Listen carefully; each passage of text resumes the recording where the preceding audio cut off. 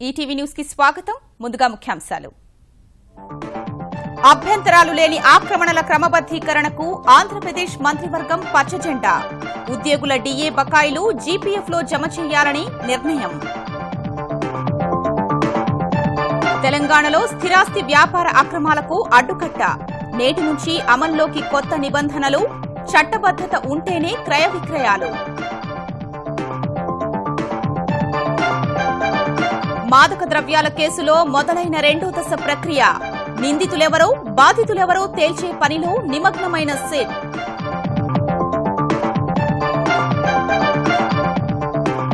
రాజ్యసభలో తొలిసారి అతిపెద్ద పార్టీగా అవతరించిన కమలదళం.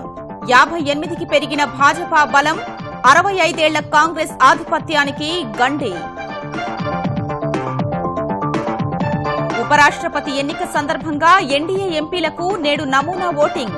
హాజరు కానున్న తెరాస, వైకాపా, అన్నాడీఎంకే సభ్యులు.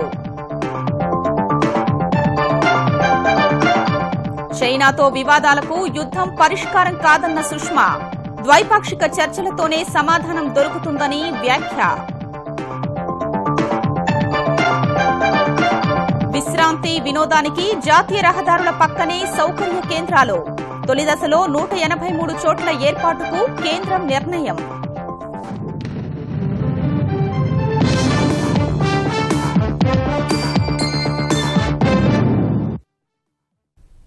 అభ్యంతరాల్లేని ఆక్రమణలు క్రమబద్దీకరించాలని ఆంధ్రప్రదేశ్ మంత్రిమండలి నిర్ణయించింది. ఆక్రమిత స్థలాల్లో నివాసముంటున్న పేద, మధ్యతరగతి వర్గాల ఇళ్ల క్రమబద్దీకరణకు ఆమోదం తెలిపింది. డీఏ బకాయిలు ఉద్యోగుల జీపీఎఫ్లో జమ చేయాలని నిశ్చయించింది. తేలికపాటి భూముల్లో పత్తికి బదులు ప్రత్యామ్నాయ పంటలు వేసే రైతుల కోసం 53.5 కోట్ల ప్రత్యేక ప్యాకేజీ సిద్దం చేసింది. సౌర విధానంలో మార్పులపై మంత్రివర్గం కీలక నిర్ణయం తీసుకుంది. ఎలాంటి అభ్యంతరాలు లేని ఆక్రమణల క్రమబద్దీకరణకు ఏపీ మంత్రివర్గం ఆమోదం తెలిపింది. 1 నుంచి 100 చదరపు గజాలలోపు స్థలం ఉన్న పేద కుటుంబాలకు క్రమబద్దీకరణ ఉచితం చేశారు. దారిద్ర్య రేఖకు ఎగువనున్న కుటుంబాలకు 2013 సంవత్సర విలువ ప్రకారం 1 నుంచి 100 చదరపు గజాల వరకు 7.5%, 101 నుంచి 250 చదరపు గజాల వరకు 15%, 500 చదరపు గజాల వరకు 30% వసూలు చేసి క్రమబద్దీకరిస్తారు. 500 గజాలు మించితే ఆక్రమణ తొలగిస్తారు. వ్యవసాయం, అనుబంధ రంగాలపై మంత్రివర్గంలో కీలక చర్చ జరిగింది. తేలికపాటి భూముల్లో పత్తికి బదులు ప్రత్యామ్నాయ పంటలు వేసే రైతుల కోసం 53.5 కోట్ల ప్రత్యేక ప్యాకేజీకి మంత్రిమండలి ఆమోదం తెలిపింది. రాష్ట్రం మొత్తం మీద ఎవరైతే పేద ప్రజలు అదేవిధంగా భూ ఆక్రమణలో సంవత్సరాల కొలది ఉండి హౌసెస్ నిర్మించుకున్నారో వాళ్ళందరికి కూడా క్రమబద్దీకరణ చేయాలి అనేటటువంటిది కేబినెట్ తీసుకునే నిర్ణయాల్లో మొట్టమొదటిదని చెప్పి మీ ద్వారా తెలియజేస్తున్నాం. తేలికపాటి భూముల్లో పత్తికి బదులుగా వేరే పంటలు వేసుకునే రైతాంగానికి 53.5 కోట్లు స్పెషల్ ప్యాకేజీ మంత్రిమండలి ఆమోదించింది. ఉద్యోగుల డీఏ బకాయిల చెల్లింపునకు ఆంధ్రప్రదేశ్ మంత్రివర్గం ఆమోదముద్ర వేసింది. 2016 జనవరి నుంచి 2017 జులై 31 వరకు ఉన్న 2,000 కోట్ల బకాయిలను ఉద్యోగుల జీపీఎఫ్లో జమ చేయాలని నిశ్చయించింది. ఈ నెల నుంచి వేతనాలతో కలిపి డీఏ చెల్లిస్తారు. దీనివల్ల ప్రభుత్వంపై నెలకు 100 కోట్ల భారం పడనుంది. ఆగస్టు 30 వరకేమో జీపీఎఫ్ కి, సెప్టెంబర్ 1 నుంచి పేమెంట్ ఇవ్వడం జరుగుతుంది. డిసిషన్ తీసుకున్నారు. అక్టోబర్ 1కు వాళ్ళ అకౌంట్ లో వేయటం జరుగుతుంది. విద్యుత్ కొనుగోలు ఒప్పందాల సమీక్షకు ఉన్న అవకాశాలను పరిశీలించాలని మంత్రివర్గం నిర్ణయించింది. ఈ మేరకు ఈ నెల 8న ఇంధన శాఖ అధికారులతో ప్రత్యేక భేటీ నిర్వహిస్తారు. శాస్త్రీయంగా ధర నిర్ణయించేలా ఏపీఎండీసీ రూపొందించిన బెరైటీస్ నూతన సమగ్ర విక్రయ విధానాన్ని ఆంధ్రప్రదేశ్ మంత్రిమండలి ఆమోదించింది. చిత్తూరు జిల్లా వెంకటాపురంలో 98.37 ఎకరాల స్థలాన్ని ఏపీఐఏసీకి బదలాయించింది. కేంద్రం భాగస్వామ్యంతో తిరుపతిలో ఏర్పాటు చేస్తున్న మ్యూజియానికి 70 ఎకరాలకు పైగా స్థలాన్ని తితిదే నిబంధనల మేరకు లీజుకు ఇచ్చే ప్రతిపాదనకు మంత్రివర్గం పచ్చజెండా ఊపింది. తెలంగాణలో స్థిరాస్తి వ్యాపారంలో అక్రమాలకు కళ్లెం పడనుంది. వాణిజ్య, సొంతింటి స్థలాల క్రయ విక్రయాలకు చట్టబద్దత లభించనుంది. తెలంగాణ స్థిరాస్తి నియంత్రణ, అభివృద్ది నిబంధనలు నేటి నుంచి అమల్లోకి రానున్నాయి. 2017 జనవరి 1 తర్వాత అనుమతి పొందిన అన్ని ప్రాజెక్టులకు వర్తించనున్నాయి. స్థిరాస్తి వ్యాపారంలో అక్రమాలకు కళ్లెం వేసేందుకు తెలంగాణ పురపాలక శాఖ జారీ చేసిన నిబంధనలు ఇవాళ్టి నుంచి అమల్లోకి రానున్నాయి. నగరాలు, పట్టణాల్లో 2017 జనవరి 1 నుంచి భవన నిర్మాణ అనుమతులు పొందిన అన్ని ప్రాజెక్టులకు ఇవి వర్తిస్తాయి. కొత్త చట్టం ప్రకారం స్థిరాస్తి ప్రాజెక్టు చేపట్టాలంటే స్థిరాస్తి నియంత్రణ సంస్థ వద్ద నమోదు చేసుకోవాలి. ఆన్లైన్ సేవలు అందుబాటులోకి వచ్చే వరకు ఫారం ఏ ద్వారా దరఖాస్తు చేసుకోవాలి. వెంచర్ అభివృద్ధిదారుడి ఫోటో, చిరునామా, phone number, email, pan card ధృవీకరణ కాపీని సమర్పించాలి. స్థిరాస్తి ప్రాజెక్టుకు సంబంధించిన హక్కులు, యాజమాన్య హోదా సహా ఎలాంటి వివాదాలు లేవని 10 ఏళ్ల ప్రాక్టీసు ఉన్న న్యాయవాది లేదా తహసీల్దారుతో ధృవీకరించాలి. వెంచర్ చైర్మన్, భాగస్వాములు, డైరెక్టర్ల చిరునామా వివరాలు దరఖాస్తులో పేర్కొనాల్సి ఉంటుంది. స్థిరాస్తి వ్యాపారం నిర్వహించే ఏజెంట్లకు కూడా కొత్త చట్టం ప్రకారం రిజిస్ట్రేషన్ తప్పనిసరి. వ్యాపారం నిర్వహిస్తున్న ప్రాంతం, చిరునామా తెలియజేస్తూ పాన్ కార్డు, ఫోటో తదితర వివరాలతో దరఖాస్తు చేయాలి. సమర్పించిన వివరాలతో నియంత్రణ సంస్థ సంతృప్తి చెందితే 5 ఏళ్లకు రిజిస్ట్రేషన్ మంజూరు చేస్తుంది. కాలపరిమితి ముగిసిన తర్వాత మళ్లీ ఫీజు చెల్లించి రిజిస్ట్రేషన్ పునరుద్ధరించుకోవచ్చు. అథారిటీ వద్ద నమోదైన అభివృద్ధిదారుల చిరునామా, గత అనుభవం, చేపట్టిన స్థిరాస్తి ప్రాజెక్టుల వివరాలన్నీ వెబ్సైట్లో పెడతారు. ఆ వివరాలు సరిచూసుకుని స్థలం, ప్లాటు తీసుకునే వీలు కొనుగోలుదారులకు ఉంటుంది. వెంచర్ అభివృద్ధిదారుడు నిర్ణీత గడువులోగా ప్రాజెక్టు పూర్తి చేయకుండా, నివాసాన్ని అప్పగించకుండా అప్పటి బ్యాంకు వడ్డీ రేటుకు అదనంగా 2% జరిమానా కొనుగోలుదారుడికి చెల్లించాలి. అదే కొనుగోలుదారుడు సకాలంలో చెల్లించకుంటే ఇదే నిబంధన వర్తిస్తుంది. చట్టం ప్రకారం 90 రోజుల్లో జరిమానా కట్టాలి. నంద్యాల ఉప ఎన్నికల ప్రచారంలో ముఖ్యమంత్రి చంద్రబాబుపై వైకాపా అధ్యక్షుడు జగన్ చేసిన అనుచిత వ్యాఖ్యల పట్ల ఆంధ్రప్రదేశ్ మంత్రులు మండిపడ్డారు. విఘ్నత మరిచి జగన్ వ్యవహరిస్తున్నారన్న మంత్రులు ప్రజల్ని రెచ్చగొట్టే ధోరణి మార్చుకోవాలని సూచించారు. నంద్యాల అభివృద్దిపై జగన్ కు అక్కడ పోటీలో ఉన్న శిల్పా మోహన్ రెడ్డికి అసలు మాట్లాడే అర్హతే లేదని ఆంధ్రప్రదేశ్ రవాణా శాఖ మంత్రి అచ్చెన్నాయుడు అన్నారు. ప్రజాస్వామ్య పద్దతిలో నంద్యాల ఉప ఎన్నికలో విజయం సాధించేందుకు తాము కృషి చేస్తుంటే వైకాపా అధ్యక్షుడు మాత్రం హింస చెలరేగేలా చేసి ఓట్లు రాబట్టుకునేందుకు కుతంత్రాలు పన్నుతున్నారని ఆంధ్రప్రదేశ్ మార్కెటింగ్ శాఖ మంత్రి ఆదినారాయణ రెడ్డి దుయ్యబట్టారు. నువ్వు ఇష్టానుసారంగా మాట్లాడుతున్నావు. నేను అడుగుతున్నాను జగన్మోహన్ రెడ్డిని, నువ్వెప్పుడైనా సరే ఆంధ్రప్రదేశ్ రాష్ట్ర అభివృద్ధి గురించి నువ్వెప్పుడైనా ఆలోచించావా? ఈరోజు మాట్లాడినటువంటి మాటలు చూస్తే పిచ్చెక్కి మాట్లాడినట్టుగుంది, అధికార దాహంతో మాట్లాడినట్టుగుంది. మాట్లాడుతుంటే ఉమారెడ్డి వెంకటేశ్వరకు చెవులో చెప్తాడు, తిట్టమని. ఇటువంటి దరిద్ర ఆలోచన జగన్ రెడ్డి ఈ రాష్ట్ర రాజకీయాల్లో ఉంటే తేడా వస్తే మనుషులు చంపించే రకం. చంద్రబాబు నాయుడు గారిని ఆ మాట మాట్లాడుతుంటే ఎంత క్రిమినల్ మైండ్ ఆలోచన చేయండి. ఈ నెల 5న జరగనున్న ఉపరాష్ట్రపతి ఎన్నికల్ని దృష్టిలో పెట్టుకుని ఎన్డీఏ పార్లమెంట్ సభ్యులు ఇవాళ ప్రత్యేకంగా సమావేశం కానున్నారు. సాయంత్రం 5ంటికి జరిగే ఈ భేటీలో ఎన్డీఏ ఎంపీలు సహా ఉపరాష్ట్రపతి అభ్యర్థి వెంకయ్యనాయుడు అభ్యర్థిత్వానికి మద్దతిస్తున్న తెరాస, వైకాపా, అన్నాడీఎంకే సభ్యులు హాజరు కానున్నారు. ఉపరాష్ట్రపతి ఎన్నిక, ఎంపీలు ఓటు వేయాల్సిన విధానంపై చర్చించనుండగా నమూనా ఓటింగ్ను నిర్వహించనున్నారు. అనంతరం ఎంపీలకు విందు ఏర్పాటు చేశారు. ఇందులో ప్రధాని నరేంద్ర మోదీ కూడా పాల్గొంటారని భారతీయ జనతా పార్టీ వర్గాలు తెలిపాయి. ప్రస్తుతం పార్లమెంటు ఉభయ సభల్లో ఎన్డీఏకు 414 ఓట్లున్నాయి. తెరాస, వైకాపా, అన్నాడీఎంకే సహా ఇతర చిన్న పార్టీల ఎంపీల ఓట్లతో వెంకయ్యకు 500 ఓట్లకు పైనే పడే అవకాశముందని భాజపా వర్గాలు భావిస్తున్నాయి. రాజ్యసభలో తొలిసారి అతిపెద్ద పార్టీగా అవతరించి భారతీయ జనతా పార్టీ చరిత్ర సృష్టించింది. దశాబ్దాల తరబడి ఆధిక్యతను కొనసాగించిన కాంగ్రెస్ ను వెనక్కి నెట్టి ప్రథమ స్థానాన్ని దక్కించుకుంది.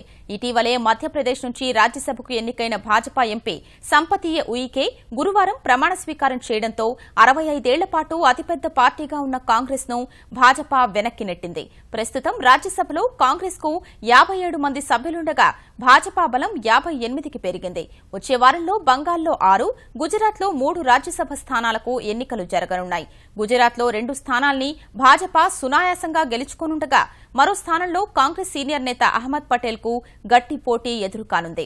బంగాల్లో 2 కాంగ్రెస్ నేతల పదవీకాలం ముగుస్తుండగా ఈసారి ఆ పార్టీ నుంచి ఒకరే ఎన్నికయ్యే వీలుంది. మిగిలిన 5 స్థానాలు తృణమూల్ కాంగ్రెస్ కు దక్కనున్నాయి. వచ్చేడాది ఉత్తరప్రదేశ్లో 9 రాజ్యసభ స్థానాలకు ఎన్నికలు జరగనుండగా భాజపా 8 స్థానాలు గెలుచుకోనుంది. భారత్ చైనా మధ్య సరిహద్దు సమస్యకు యుద్దం పరిష్కారం కాదని ద్వైపాక్షిక చర్చలతోనే సమాధానం దొరుకుతుందని కేంద్రం స్పష్టం చేసింది. సమస్యల పరిష్కారానికి సహనం అత్యంత కీలకమని విదేశాంగ మంత్రి సుష్మా స్వరాజ్ భారత విదేశీ విధానంపై రాజ్యసభలో స్వల్పకాలిక చర్చకు ఇచ్చిన సమాధానంలో పేర్కొన్నారు. భారత్ సహనం కోల్పోతే అవతలి వైపు నుంచి కవ్వింపు చర్యలు మొదలవుతాయన్న ఆమె డోక్లాం విషయంలో భారత్ అదే విధానాన్ని అవలంబిస్తోందని స్పష్టం చేశారు. अपने आप में समाधान नहीं देता. जीते हारे लोग भी टेबल पर बैठते हैं, तब समाधान निकलता है. तो बुद्धिमत्ता का तकाजा ये है कि युद्ध बिना किए संवाद कर लो और उससे रास्ता निकाल लो, तो वो कहीं ज्यादा बेहतर है. से यहाँ तक युद्ध की तैयारी का सवाल है. सेना है यहाँ और वो सेना होती ही युद्ध के लिए, लेकिन युद्ध से समाधान नहीं निकलता. इसीलिए मैं कह रही हूँ धैर्य और भाषा संयम और डिप्लोमेटिक चैनल्स, इन्हीं से निकलता है समाधान. దేశంలోని అన్ని జాతీయ రహదారుల పక్కన ప్రయాణికులు డ్రైవర్ల కోసం ప్రతి 50 కిలోమీటర్లకు ఒకటి చొప్పున సౌకర్య కేంద్రాలు ఏర్పాటు చేయాలని కేంద్ర రవాణా జాతీయ రహదారుల శాఖ నిర్ణయించింది. అమెరికా, జర్మనీ తరహాలో అభివృద్ది చేసే ఈ కేంద్రాల్లో పార్కింగ్ స్థలం, పెట్రోల్ బంకులు, వాహన మరమ్మత్తు కేంద్రాలు, విశ్రాంతి గదులు, డార్మెటరీలు, రెస్టారెంట్లు, ఫుడ్ కోర్టులు, దాబాలు, వ్యవసాయ, చేనేత ఉత్పత్తుల విక్రయ కేంద్రాలు ఏర్పాటు చేస్తారు. ఇప్పటి వరకు భూసేకరణ చేసిన 183 చోట్ల జాతీయ రహదారుల అభివృద్ది సంస్థ ప్రభుత్వ, ప్రైవేట్ భాగస్వామ్యంతో సౌకర్య కేంద్రాల్ని ఏర్పాటు చేయనుంది. మత్తు మందుల కేసులో 12 మంది సినీ ప్రముఖుల్ని విచారించిన ప్రత్యేక దర్యాప్తు బృందం అధికారులు 2వ దశ ప్రక్రియకు శ్రీకారం చుట్టారు. విచారణకు హాజరైన వారిలో నిందితులెవరు, బాధితులెవరు, సాక్షులెవరనే విషయాన్ని తేల్చే పనిలో నిమగ్నమయ్యారు. ఇప్పటి వరకు అరెస్టు చేసిన 21 మంది సరఫరాదారుల వద్ద నుంచి సేకరించిన సమాచారం, వాట్సాప్ సందేశాలు, సంక్షిప్త సమాచారం తదితర అంశాల్ని సినీ ప్రముఖుల ఎదుట పెట్టి ప్రశ్నలు అడిగినప్పుడు కొందరు వాస్తవ విషయాల్ని అంగీకరించినట్లు తెలుస్తోంది. సరఫరాదారుల నుంచి సేకరించిన ఆధారాలతో పాటు విచారణలో సినీ ప్రముఖుల నుంచి రాబట్టిన వివరాల్ని సిట్ అధికారులు బేరీజు వేసుకుంటున్నారు. వీటి ద్వారా లభించే ఆధారాల ఆధారంగా ఎవరు ఏ కేటగిరీ వస్తారో నిర్ణయిస్తామని వెల్లడించారు. ఇందుకోసం వారం 10 రోజులు సమయం పట్టొచ్చని అంచనా వేస్తున్నారు. నిరుద్యోగ యువతకు చేయూతనందించేందుకు పోలీసులు, ప్రైవేట్ సంస్థలతో అనుసంధానమై ప్రత్యేక కార్యక్రమాలు రూపొందిస్తున్నట్లు తెలంగాణ డీజీపీ అనురాగ్ శర్మ చెప్పారు. నిరుద్యోగ యువత ఒత్తిడికి గురై నేరాల బాట పట్టే అవకాశమున్నందున హైదరాబాద్ పోలీసులు కీలక బాధ్యతలు తీసుకుని వారికి ఉపాధి కల్పిస్తున్నట్లు వివరించారు. నెక్లెస్ రోడ్డులో జరిగిన కార్యక్రమంలో జాబ్ కనెక్ట్ పేరిట రూపొందించిన వాహనాన్ని ప్రారంభించిన అనురాగ్ శర్మ ప్రతి పోలీస్ స్టేషన్ పరిధిలో ఈ వాహనం తిరిగి నిరుద్యోగ యువత నుంచి దరఖాస్తులు స్వీకరించి వారి నైపుణ్యానికి, అర్హతకు తగిన ఉద్యోగం ఇప్పించేందుకు పోలీసులు ప్రయత్నిస్తున్నారని తెలిపారు. ఇందుకోసం నిరుద్యోగులు హ్యాక్ ఐ యాప్లో తమ వివరాలు నమోదు చేసుకోవాలని సూచించారు. నగర పోలీసులు టీఎంఐ సంస్థతో అనుసంధానమై ఈ కార్యక్రమం రూపొందించినట్లు నగర పోలీస్ కమిషనర్ మహేందర్ రెడ్డి చెప్పారు. జాబ్ కనెక్ట్ వ్యాన్ లో కాలనీ టు కాలనీ వెళుతూ ప్రతి ఏరియాలో ఉన్నటువంటి యూత్ తో అనుసంధానం అవ్వడమే ఈ రోజు కార్యక్రమం యొక్క ముఖ్య లక్ష్యం. ఎప్పుడైతే ప్రజలలో పోలీస్ చేసేటటువంటి యాక్టివిటీస్ కి, ఆపరేషన్స్ కి ఆమోద ముద్ర లభిస్తుందో, ప్రజల నుండి సహాయ సహకారాలు లభిస్తాయో, సమాజంలో శాంతి భద్రతలను పరిరక్షించడం, చట్టాలను అమలు చేయడం పోలీసులకు సులువుగా ఉంటుంది. విజయవాడలో మరో కల్తీ వ్యవహారం బయటపడింది. అనుమతి లేకుండా గ్లూకోజ్ తయారు చేస్తున్న కేంద్రంపై దాడులు చేసిన టాస్క్ ఫోర్స్ ఆహార కల్తీ నియంత్రణ అధికారులు 27 బస్తాల నకిలీ గ్లూకోజ్ పొడిని స్వాధీనం చేసుకున్నారు. పేరొందిన సంస్థల లేబుళ్లను పోలిన రీతిలో నకిలీ ప్యాకెట్లు తయారు చేయడం సహా మందుల షాపులు, దుకాణాలకు తక్కువ ధరకే విక్రయిస్తున్నట్లు గుర్తించారు. నకిలీ గ్లూకోజ్ తయారు చేస్తున్న వ్యక్తిని అరెస్టు చేసిన పోలీసులు అనుమతి లేకుండా తయారు చేస్తున్న వాటితో పాటు కాలం చెల్లిన, తేదీతో ఉన్న ఔషధాల్ని కూడా స్వాధీనం చేసుకున్నారు. ఆముదం కూడా అనుమతి లేకుండా ప్యాక్ చేస్తున్నట్లు గుర్తించారు. తెరాస అధికారంలోకి వచ్చాక ప్రభుత్వాసుపత్రుల్లో కార్పొరేట్ స్థాయిలో వైద్య సేవలు అందిస్తున్నట్లు తెలంగాణ మార్కెటింగ్ శాఖ మంత్రి హరీష్ రావు వెల్లడించారు. సంగారెడ్డి జిల్లా జహీరాబాద్ పట్టణంలో పలు అభివృద్ది కార్యక్రమాల్లో పాల్గొన్న ఆయన ప్రాంతీయ ఆసుపత్రిలో ₹1 కోటి నూతనంగా ఏర్పాటు చేసిన ఐసీయూ కేంద్రాన్ని ప్రారంభించారు. ఐసీయూ, డయాలసిస్ కేంద్రం, రక్తనిధి, మాతా శిశు సంరక్షణ విభాగాల్ని ఏర్పాటు చేయడం ద్వారా ప్రాంతీయ ఆసుపత్రుల్ని ప్రభుత్వం కార్పొరేట్ స్థాయిలో తీర్చిదిద్దుతోందని హరీష్ వ్యాఖ్యానించారు. కాంగ్రెస్ ప్రభుత్వ హయాంలో ఏం పాట వచ్చింది? నేను రాను మీకు సర్కారు దావుకునే పాట వచ్చింది. ఎందుకంటే అప్పుడు వాళ్ళు పట్టించుకోలేదు కనుక. ఇప్పుడు మన ముఖ్యమంత్రి కేసీఆర్ గారు పేదల కోసం ఆసుపత్రులు బాగా చేస్తున్నాం. ఒకప్పుడు ప్రైవేట్ దవాఖాన ఎట్లుంటుండే, శిలుం పట్టిన మంచం, సీకిపోయిన పప్పు, అదేది కిటికీకి పెట్టే కిచెన్ గ్లూకోజ్. కానీ ఈ రోజు ఎక్కడ ఉంది సర్కారు దవాఖాన?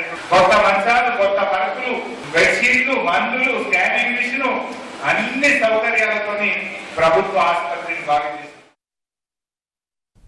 సంచలనం సృష్టించిన నెల్లూరు జిల్లా క్రికెట్ బుకీల కేసులో 115 మందిని అరెస్టు చేసినట్లు పోలీసులు తెలిపారు. అరెస్టులు మరికొన్ని పెరిగే అవకాశం ఉందన్న జిల్లా ఎస్పీ రామకృష్ణ, క్రికెట్ బెట్టింగ్లో పాత్ర ఉందని అనుమానిస్తున్న నెల్లూరు నగర డీఎస్పీతో పాటు గూడూరు డీఎస్పీ, మరో 2 సీఐలపై విచారణ సాగుతోందని చెప్పారు. నెల్లూరు నగరపాలక సంస్థకు చెందిన కార్పొరేటర్ రూప్ కుమార్ యాదవ్ పేరు కూడా పంటర్గా కేసులో ఉండడం రాజకీయంగానూ ప్రకంపనలు సృష్టిస్తోంది. నెల్లూరు జిల్లా వ్యాప్తంగా సోదాలు నిర్వహించిన పోలీసులు బుకీలు వినియోగించే పరికరాలు, 3 కార్లు, 98 సెల్ ఫోన్లు, బెట్టింగ్ ఆటలో వినియోగించే కమ్యూనికేటర్, భారీగా నగదు, బంగారం స్వాధీనం చేసుకున్నారు. పొట్టి శ్రీరాములు విశ్వవిద్యాలయంలో పాత్రికేయ విభాగంలో నిన్న జరిగిన ఎంఫిల్, పీహెచ్డీ ప్రశ్నాపత్రం లీకు కాలేదని విశ్వవిద్యాలయ ఉపకులపతి ఎస్పీ సత్యనారాయణ స్పష్టం చేశారు.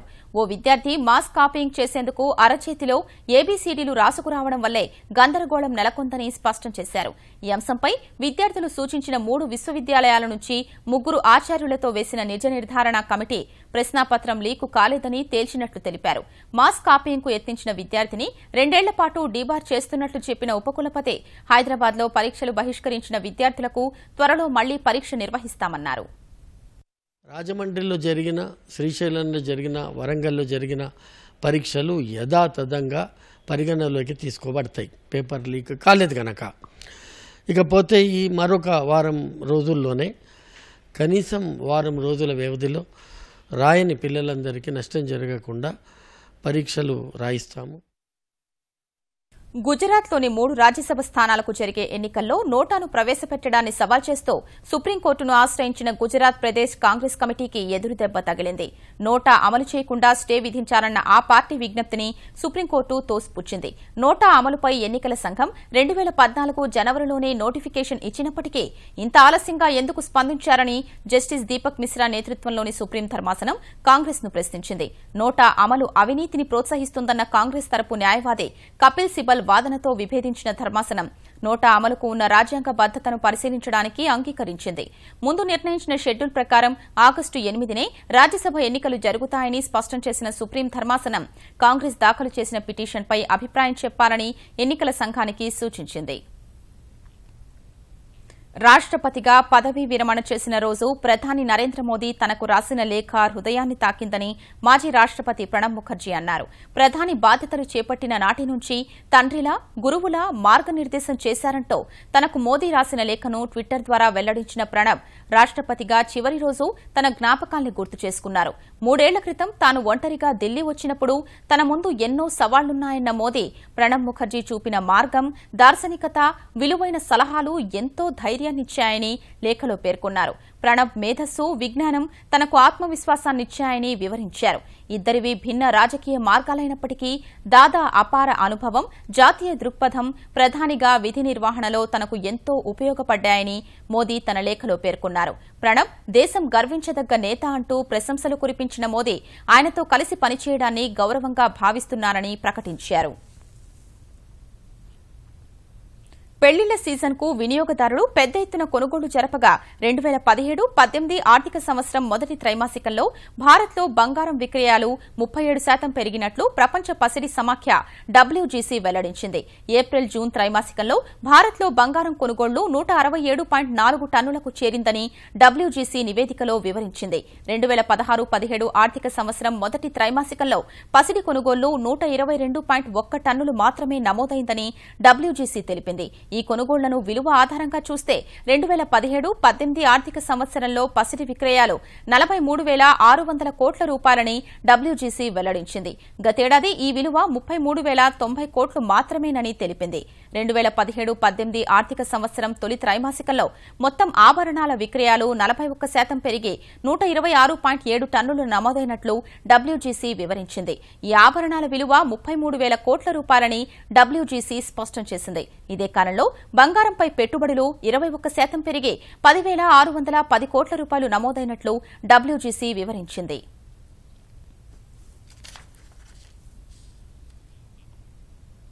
ముఖ్యాంశాలు మరోసారి. అభ్యంతరాలు లేని ఆక్రమణల క్రమబద్దీకరణకు ఆంధ్రప్రదేశ్ మంత్రివర్గం పచ్చజెండా. ఉద్యోగుల డీఏ బకాయిలు జీపీఎఫ్లో జమ చేయాలని నిర్ణయం.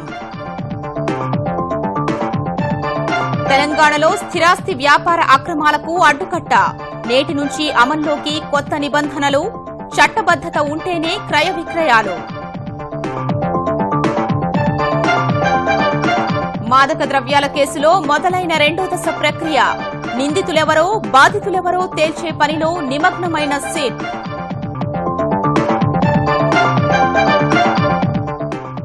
రాజ్యసభలో తొలిసారి అతిపెద్ద పార్టీగా అవతరించిన కమలదళం.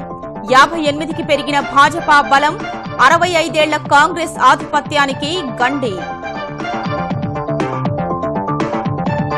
ఉపరాష్ట్రపతి ఎన్నిక సందర్భంగా ఎన్డీఏ ఎంపీలకు నేడు నమూనా ఓటింగ్.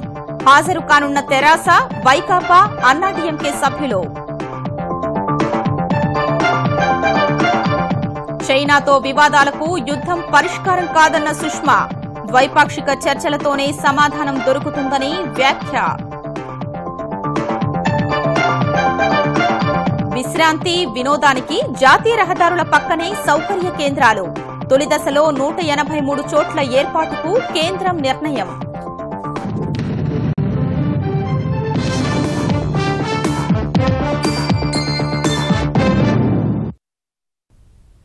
ఈటీవీ న్యూస్ సమాప్తం. నమస్కారం.